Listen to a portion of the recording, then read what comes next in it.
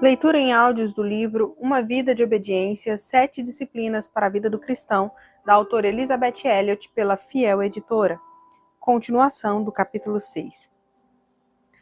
O violinista da orquestra submeteu-se primeiro ao instrutor. Ele obedece às regras estabelecidas pelo instrutor e manuseia o seu instrumento em conformidade. Ele então submete-se à música como escrita pelo compositor, prestando atenção às marcações para a dinâmica, bem como às notas, às pausas e ao tempo. Finalmente, ele submete-se ao condutor. O condutor lhe diz, seja por palavras ou por gestos, o que ele quer, e o violinista faz exatamente isso. Existe alguma imagem de liberdade e alegria mais estimulante do que uma orquestra completa, todos serrando, trompetando, batendo, palhetando, soprando, chocando e martelando, sob a direção de uma imensa energia e disciplina de um homem que conhece cada nota de cada instrumento em cada concerto e que sabe como conseguir essa nota exatamente para que ela contribua mais plenamente para a glória da obra como um todo? Compare essa imagem, por exemplo, com outras buscas de felicidade. Uma feira municipal em uma tarde quente de domingo, pessoas à vontade na fila do algodão doce, na fila da montanha-russa, na fila para comprar ingressos para o show do Bluegrass, misturadas e se acotovelando entre as multidões suadas, bebês em carrinhos de passeio chorando por sorvete, crianças gritando por mais voltas, pais exaustos, adolescentes de aparência desocupada, cidadãos idosos entediados, todos irritados pela multidão fervilhante, surdos pelo barulho, vendedores ambulantes, galerias de tiroteio, música amplificada tocada no decibel mais alto possível, à procura de diversão. Todos são livres, por assim dizer, para fazer as suas próprias coisas, e o resultado é o caos e a cacofonia. A primeira imagem, devo confessar, onde ninguém está fazendo o que quer, mas todos são livres porque obedecem, é de alguma forma muito mais atrativa para mim. É um grande alívio quando outro alguém está no comando. Ele sabe o que está fazendo e tudo que você precisa fazer é seguir instruções. Você não se rebela quando ele lhe diz o que fazer. Você fica feliz em receber a ordem. Ele sabe mais do que você. Sabe a melhor maneira de realizar o que você quer realizar. E você tem certeza de que estará melhor com ele do que sem ele. Mais feliz por obedecer do que por desobedecer. Por termos aceitado um convite do bispo de Norwich, tivemos a permissão de ir, guiados por um jovem verdugo, até a torre da Catedral de Norwich, onde o público não era admitido. É útil conhecer alguém que está no comando. Nós nos submetemos de bom grado à direção dele. Não subimos à torre esperando ser trancados em um calabouço, mantidos a pão e água e finalmente mortos a machado. Tanto Lars quanto eu queríamos ver de perto a vista da catedral, a cidade e a encantadora zona rural de Norfolk.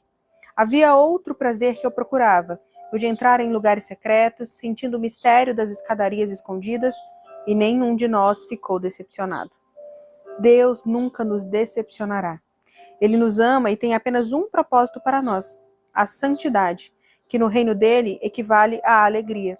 Se Lars e eu tivéssemos tido qualquer suspeita de que o bispo quisesse nos prejudicar, ou que o verdugo não soubesse para onde ia, certamente não o teríamos seguido até as passagens escuras. Se no fundo de nossos corações suspeitamos que Deus não nos ama e não pode administrar nossos assuntos tão bem quanto nós podemos, certamente não nos submeteremos à disciplina dele. Nós sabemos que ele nos ama. Jesus Cristo, pregado em uma cruz, é uma prova irrefutável disso. Nunca pensemos que ele foi martirizado para apaziguar um Deus irado, pois Deus estava em Cristo reconciliando consigo o mundo. A visão da torre seria uma comparação ruim com o que Deus nos oferece. É na base de uma sólida convicção de que ele é soberano e amoroso que nos comprometemos incondicionalmente com ele, acreditando que o que deixamos para trás é menos do que nada comparado ao que esperamos. Paulo declarou que tudo o que ele ganhou foi refúgio em comparação com aprender a conhecer a Cristo.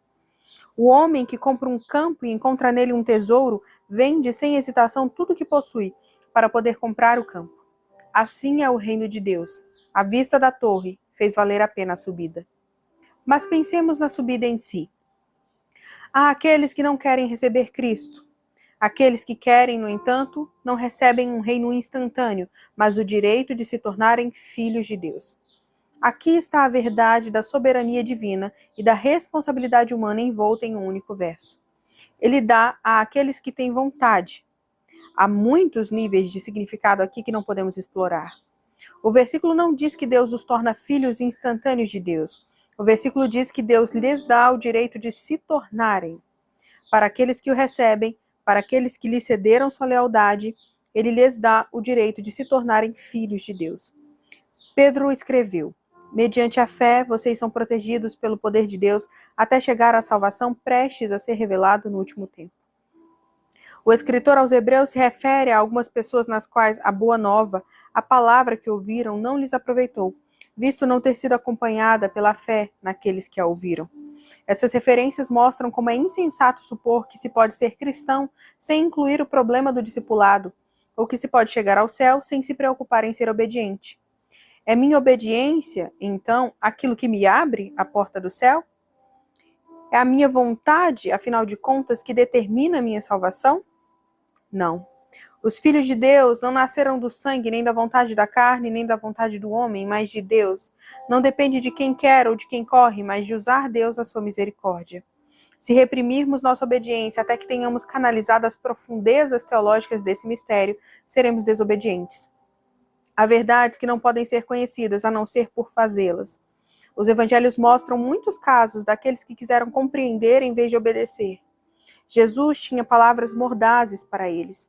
Em certa ocasião, ele se voltou desses para aqueles que já haviam crido nele e disse: se vocês permanecerem em mim dentro da revelação que eu lhes trouxe, vós são de fato meus discípulos, e vós conhecereis a verdade, e a verdade vos libertará.